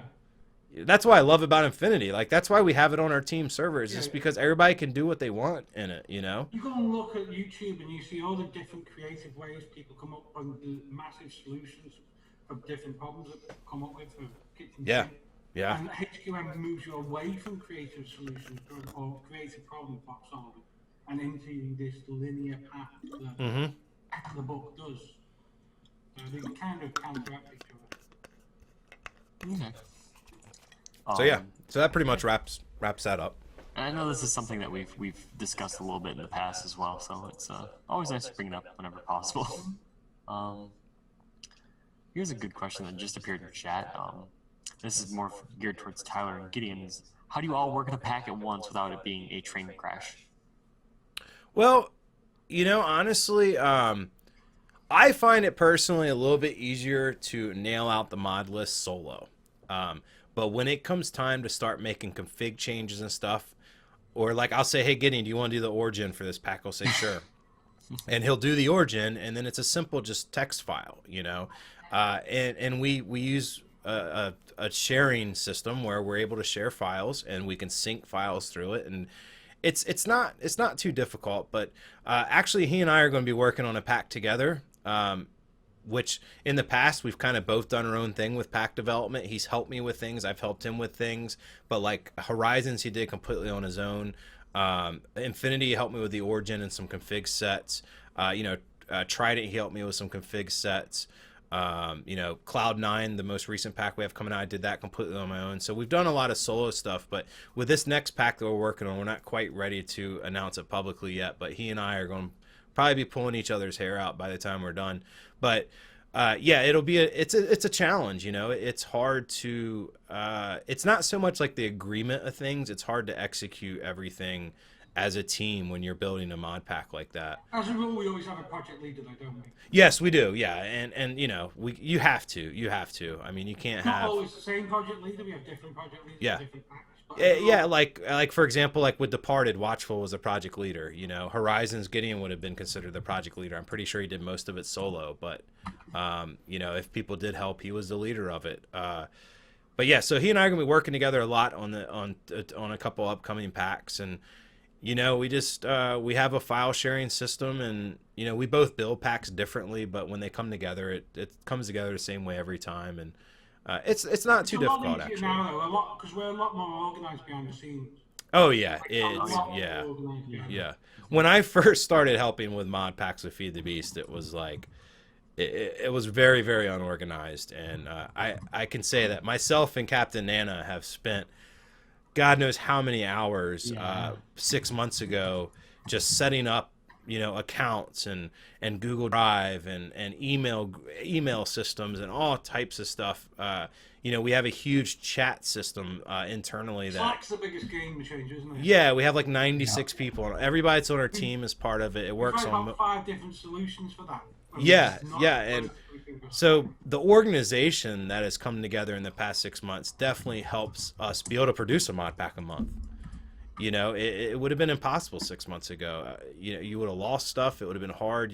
And the biggest thing too is like, what if something happens to me and I have every single mod pack on my computer? They're not going to be able to get it, And so that's we don't allow that anymore. yeah, that's a big thing too. When we're developing a pack, we always keep it. If it's behind the launcher on a code, great. Then it's on the repository that other people access. If not, then we'll put it on Google Drive. If it's just a zipped up multi-MC instance, as long as the basics are Google Drive there. was a weird one because we tried like 4 or 5 different solutions for that before we eventually went back to Google Drive. And honestly, Google Drive still isn't the best for it, but it's really hard. Our needs are really weird for that. It really is, and Yeah. it's the only other solution that we discussed was potentially getting like server boxes and putting one at my house, one at your house, one at Fraser's house, and having them all synced together and but then it gets kind of expensive. The overhead of that is ridiculous. And to be fair, it wouldn't have been that much better. What we've got now seems to work pretty well. You guys are using Trello as well now, aren't you? You're syncing Yes. your files. Oh yeah, and that's something else I probably should bring up too that I completely forgot to even mention. I have actually started up a maintenance team, and Snowshock, which if he's still here, actually he is. He's great. He's helping me. We started this just a couple days ago, like literally like 3 days ago. I reached out to Gideon. I said, "Hey, do you know anybody that is, good at doing, updating mod packs, good at mod packs, people we can trust not to change configs behind our back?" And he said, "Sure, give me a day or two and I'll round up a couple people." And he brought me Snowshock and Drastic Demise. Is that his name? Okay. Hubris, which is in the listed third-party tab. Okay, cool. And I've been working with them the past few days, and they are really the reason I'm able to get you guys a changelog out, because they are using Trello, which is awesome, and they've added me into it. And anytime they update a mod or change a config or fix something, it gets put all on these like little note cards, and then I can essentially export the note cards right into text form, and I've got the change logs. So it's a really awesome system. Our first week doing it was this past week. Actually, the last 4 updates you guys got, it was Infinity, Trident, Light 3, and the heck's the other one I'm working on? I don't even remember these days. There's so many packs. And Direwolf 20. I'm sorry, Direwolf 20 pack. They knocked them out in 2 days, got them to me. I just went through them, to make sure they didn't make any mistakes. I didn't see any, and I've had no complaints since they've been out. They did a really fantastic job, and that's going to allow me to have more updates come out for you guys, because with as many mod packs as I'm doing, it's hard, and I put in long days every day. I'm not going to lie, and it's a lot of work. And so having a couple people that are good, and I'll probably look to expand that team a little bit more in the future, but it's a little bit easier working with just 2 people to begin with, because it's still a learning curve for me having somebody update the packs and maintain them. But yeah, it's been great, and maybe in the near future when we get migrated over to Curse, I'd be able to give them access to physically upload those packs once they really prove themselves that they're doing a really good job. It's a big workload off of me that I can work on, developing new packs for you guys, and it's just for packs that are out of the initial like bug sorting. Like Horizons isn't in maintenance mode yet. Cloud9 will be a while before it goes in maintenance mode. It takes a few months for a pack to kind of enter that. All right, this pack is really stable. It just needs an occasional mod update. And it takes a while for packs to get in there, but right now we do have about 4 of them in that mode, and it's nice. It takes a big workload off of me, so I want to thank them personally for the help they've given me this week, because as everybody knows, these past 2 weeks for me have been ridiculous. There would have been no way without them there would have been any mod pack updates this week. So that was awesome to have those go out the other day. And we're going to try to stay on about a 2-week rotation. Some of the older packs, like Infinity and stuff, might possibly slow down, like Infinity and Direwolf, to approximately like a 3-week, update. At this point with those packs, it's just kind of keeping them up to date with mods. We are looking at adding a couple new mods to Infinity. It's kind of public, it's kind of not, but I'll let you guys see what that is. You know, maybe we'll talk about that this time next month. But I do want to occasionally refresh Infinity a little bit. It is our main flagship pack. And I'm looking at a couple mods right now. We actually have them on our team server. I've sent everybody the mods, said, hey, put this in your instance. We're not really testing it because the mods are stable, but I'm more or less playing with it to see how it fits in the pack, if it's a good fit. I don't want to overwhelm it. And I know the mod's stable. That's all been tested, but I just want to see how it fits. And we've got about 15, 20 people playing on the team server. And so I'm liking, I'm getting their feedback on how they feel it fits before I make the decision to include it. But yeah, so that's kind of cool too. So Infinity's kind of getting refreshed every, Kevin and I talked about every 2-3 months. It kind of needs something done with it. We can't add a mod every month, unfortunately, or get too big you won't even be able to play it. And we can't obviously remove mods. We would never do that. No, just some simple stuff to it. And it's enough to kind of, if you haven't played in a few months, to say, oh, hey, guys, did you hear that Infinity got this? Let's go play it again. You know what I mean? That's kind of, just to keep it refreshed, keep a little bit of new content. Yeah, exactly. But it's free. It's the best thing ever. There's no pay to win. Remove it from Steam because it's too buggy. That's kind of like what that's what we said. Give it that kind of DLC type thing. Yeah, exactly. So that like DLC. Yeah, so that pretty much wraps up. I don't even know what started that topic, but yeah, that wraps up that part we went on. That's the one way I can describe that. This question we just got on Twitter for Gideon. Well, I guess it can be for both Tyler and Gideon, but let's give Gideon a shot. Is what's the worst part of making a mod pack? Right after you release it, when people start finding bugs. Oh.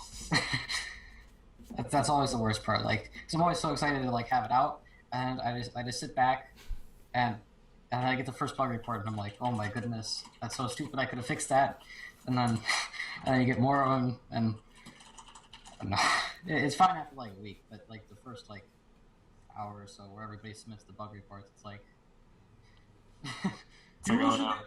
Will people play it for a moment? Because I get that. I would say, yeah. Will people like it? Will people play it? What's the reception going to be like? I would say for me, the worst part is coming up with a provisional mod list for the pack. That's the worst part for me. Is usually when we come up with an idea, we have an idea of what mods we want to put in the pack.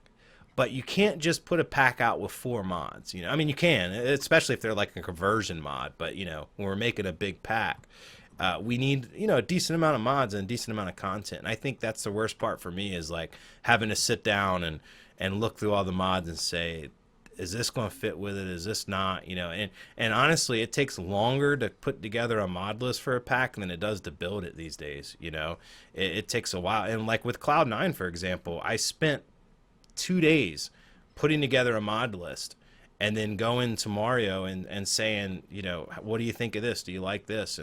And like I say, it was really easy to work with, so it went very well. But then it literally took me half the time just to build the pack. So that's my worst part is putting together the mod list probably.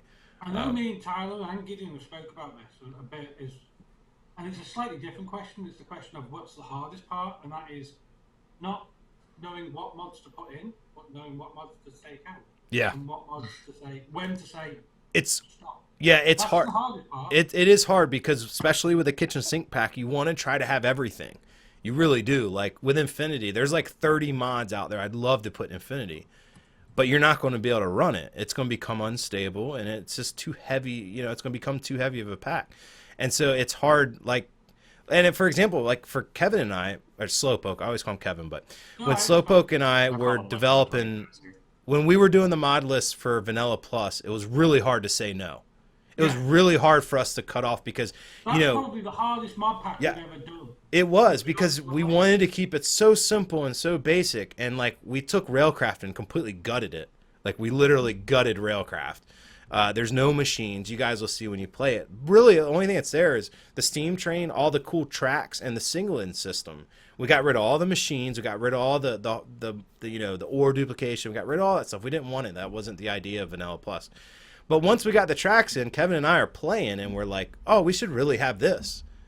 And then I'm like, yeah, but man, we can't do it, you know. And then I'll be like playing. I'm like, oh, we should have this. And he's like, no, we can't do it. So back and forth the whole first couple of days of us playing, like we had to keep telling each other no to add stuff because we really wanted to add more content, but we knew that we would get away for what the vision of the pack was supposed to be. So that's really hard too. It really is. But and I guess I can just mention this now. Let's see. I'm going to steal this one from you, Nana. I'm sorry. Go for it. We're just going to ping on Twitter from Boney that we now have over 7,000 articles on the FTB wiki right now.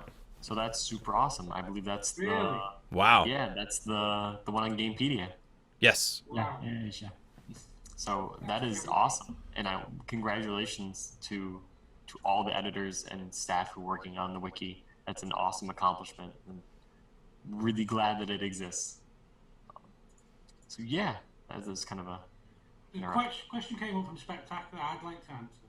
Where do you find the motivation for making packs? I'm sure these people will tell you the same thing, but I'd ask them. If you're going to make a mod pack, only make a mod pack that you want to play. If you want to play it, the chances are somebody else will want to play it as well. But don't make a mod pack unless you want to play it, because you'll have no passion for it. You'll have no desire to build it correctly. That's a very good example. That's why I didn't make Departed. I'm not talking bad at all about Departed, but that's not my gameplay. It's not my style. Vanilla Plus is another perfect example. When I first went to Tyler with Vanilla Plus, he had no interest. No interest at all. No desire to even touch it. We weren't even going to make it an FTB pack. It was just something that I was going to build for me and a couple of friends. And that lasted like a week, and then he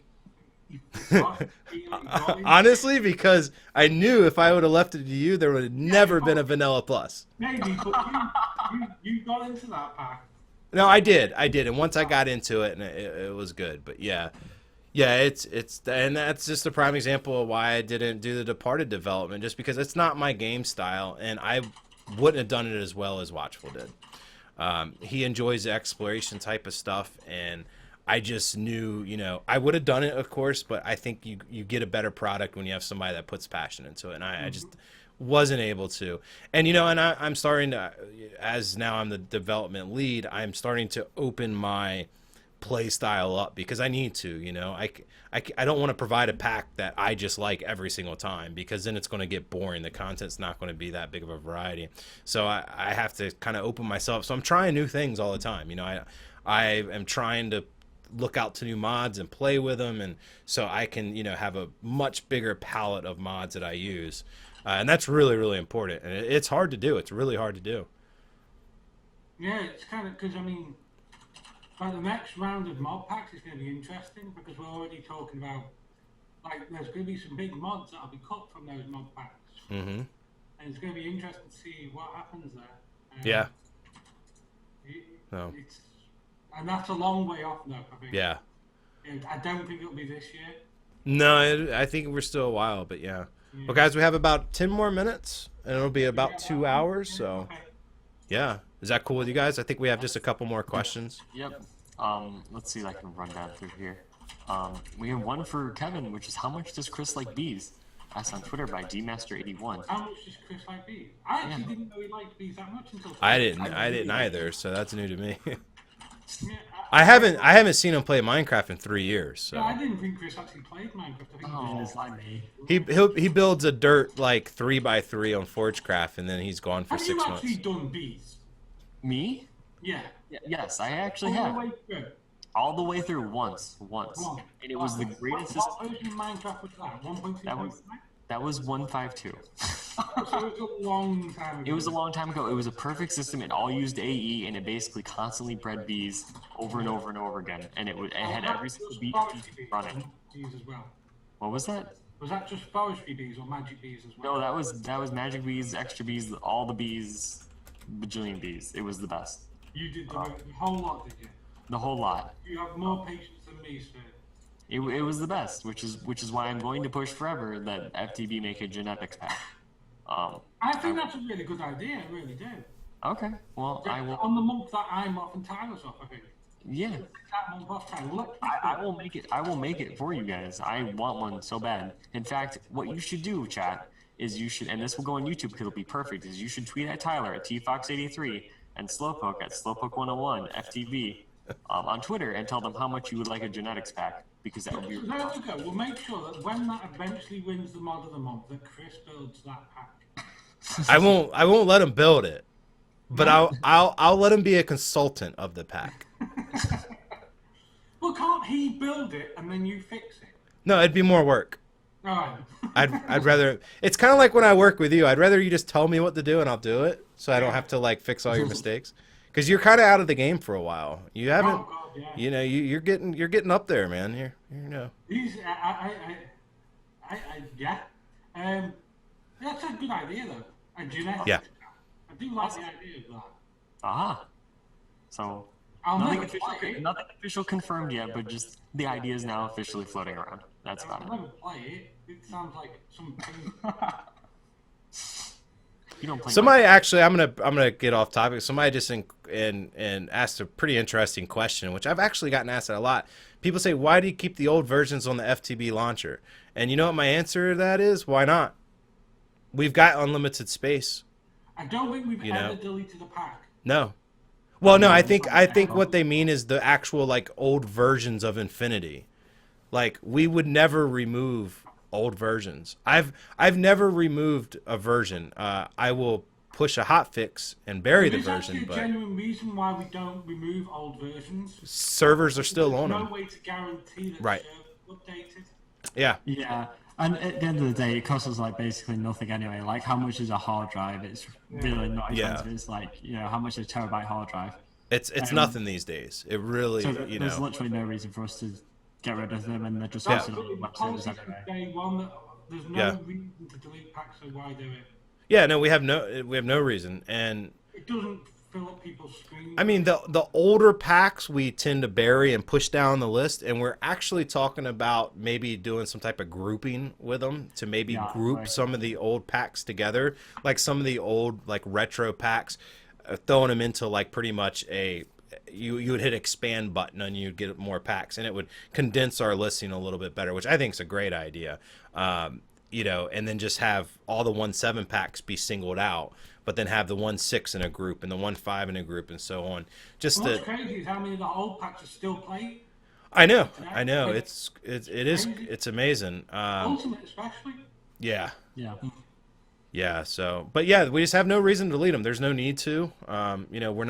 We're definitely not hurting for space. I can tell you. It's funny. We ran out of hard drive space a few months ago. Do you guys remember that? Yeah. And that it was stress, at- and I was like, how? It was midnight for me, and all these guys are sleeping, and I'm freaking out because nothing is working. And I pushed an update, half the zip went out, and then It came from nowhere, didn't it? We had no it came from nowhere. We had no warning, and all of a sudden everything's broke. I can't push anything. I can't delete anything. Like half a zip of Infinity sitting there. You get errors when you download it, and I was freaking out. Everybody's asleep, and I ended up staying up all night because I didn't know what happened. And come to find out, we ran out of hard drive space, and we had no way to monitor it. And but since that mistake happened, I'm not gonna point any fingers at all. But since that mistake happened, we've got about 10 times that space now. So there's no way We're not running out of hard drive space again, are we? we've got Funnily terabytes enough, upon terabytes of space. It's Funnily crazy. enough, I actually ran out of hard drive space on one of our servers last week. It was the analytics server, and there was just that many logs coming in. Like it was ridiculous. There was like millions and millions of rows in the database, and the access logs telling of everybody accessing the server. It was screwed. Like I was logging into it, I was like, I couldn't type commands. It was rough. It's crazy. A lot of people don't realize, we have over 1,000 mod packs on that launcher. Isn't that insane? Like people forget about all the third-party stuff. We have a lot of content in that repository. It's crazy, but yeah, we're not running out of hard drive space How much anytime hard drive soon. space do we take up? Do we know? Over a It's not massive terabyte. amount. Yeah. It's just over a terabyte. Just over a terabyte. Mod packs used to be small. They're just now starting to get big. Like with 1.7, you're starting to see mod packs be upwards of 150 to 200 megabytes. back in 1.4 and 1.5 days, the average mod pack size was 50 to 60 megabytes. You're starting to see them. That's the thing that I don't know if people all recognise this. With FTB, the thing that makes us different to other people is all the mod packs that are on the FTB launcher Are hosted by us, yes. We host them all. Yeah, you don't come from anywhere else. Yeah, when I used to be part of the third-party pack team, it was funny. So many people, once they gave me a link for their pack, they're like, "Do I have to keep the Dropbox open?" Or, and I was like, "No. Once we get the file from you, you can delete it. Like, we're physically hosting it from our system." And what's crazy is it then goes out from our repository out to tons of other servers around the world. The data is mirrored across multiple. Like a CDN system, I'm not going to talk about because I don't know much about it, but it's made to where you guys, wherever you live in the world, can be pretty much guaranteed to get a pretty fast download.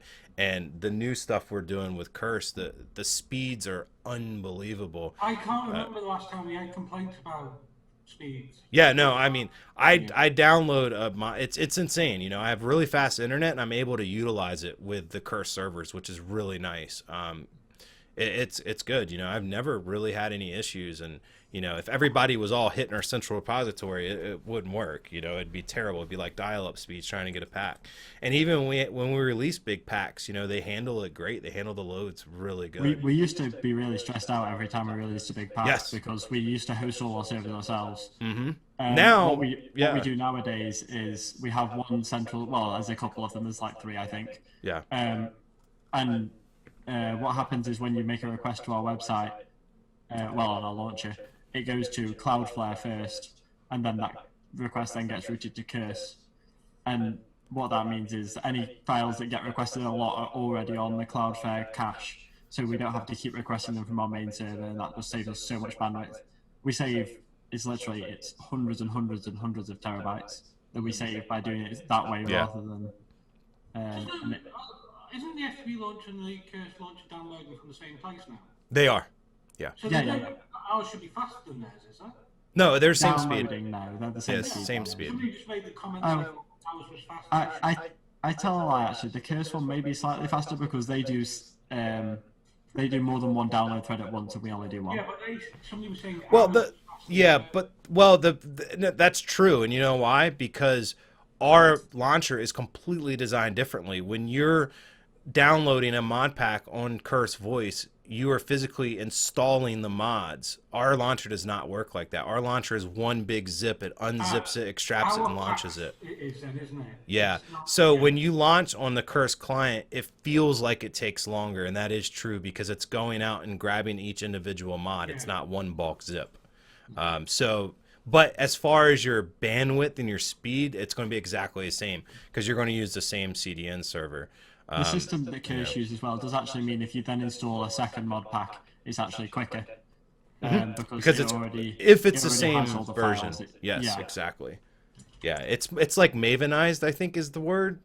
Sort of, yeah. Yeah, I use a local cache, yeah. I make mod packs. I don't deal with that kind of stuff. But yeah, it's really good. I mean, like I said, when I first started doing mod packs, I remember like when we released Resurrection, that's only been like 8 months. We literally, after we released it, we had to like, after we released the pack, we made sure it was like early, and we had to sit around and watch the servers and make sure everything went okay. Now it's like we can push a mod pack and walk away. Everything is load balanced automatically, and it's really nice. It's very good, and it's awesome for you guys because when everybody's downloading it, you don't even know. You don't get affected. So, but well, I hate to cut people off, but I think we're done. The 2-hour mark, and that would be perfect because that's right about the time we start getting Cloud9. 2 other quick things I want to mention.